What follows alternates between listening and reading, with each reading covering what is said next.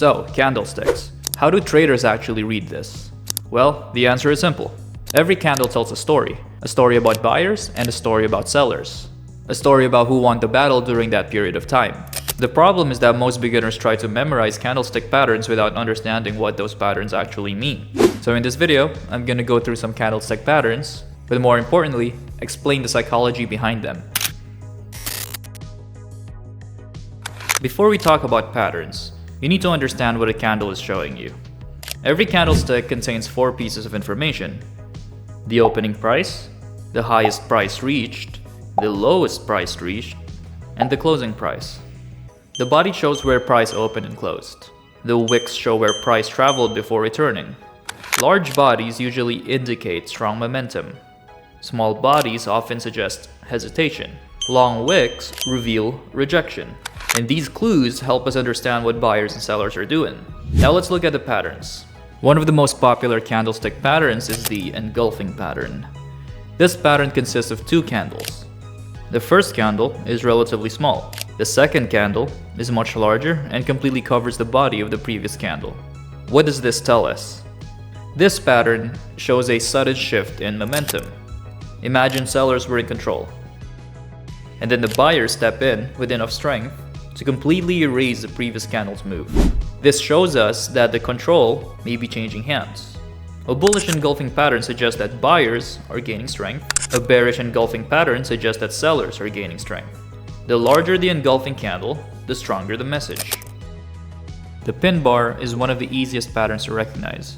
It has a small body and a long wick. A long lower wick shows that sellers pushed price lower, but buyers rejected those prices and forced the market back up. A long upper wick shows the opposite. Buyers pushed higher, but sellers rejected the move and pushed price back down. The pin bar is essentially a rejection signal. It tells us that the market attempted to move in one direction and failed. That's why traders often watch pin bars around support and resistance levels. Now, not every pattern signals a reversal.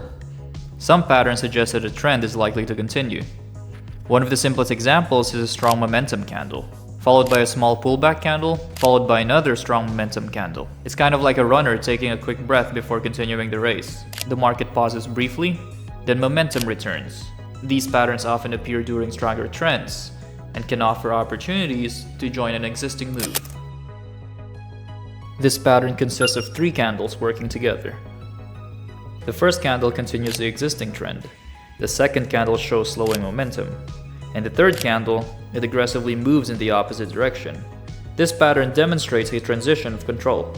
At first, one side is dominating, and then the momentum weakens, and finally the opposite side takes over.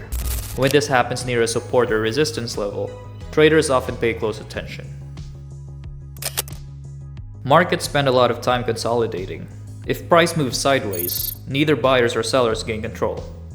You notice one side steps in aggressively.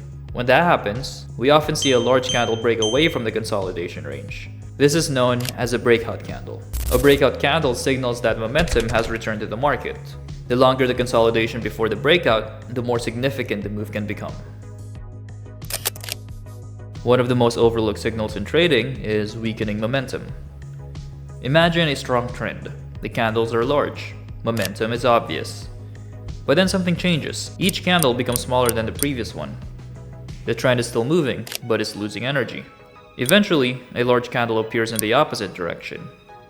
This suggests that the dominant side is running out of strength.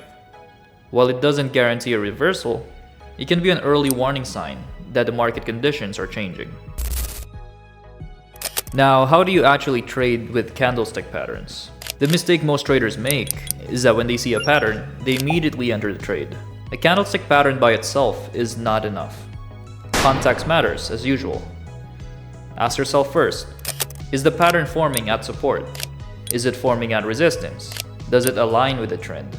Is there additional confirmation from market structure? The best setups occur when multiple factors point in the same direction.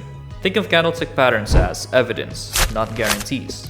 The more evidence you have, the stronger the trade idea becomes. Candlestick patterns are not magic. They are simply visual cues that help us understand what buyers and sellers are doing. An engulfing pattern shows a shift in momentum. A pin bar shows rejection. Continuation patterns show strength. Reversal patterns show a change in control. Breakout candles reveal fresh momentum, and exhaustion patterns warn us that a trend is weakening. Learn to understand the message behind each pattern, and you'll gain much more from your charts than simply memorizing names. If you found this video helpful, subscribe to Trading Uncovered for more beginner-friendly lessons like this. I'll see you in the next one.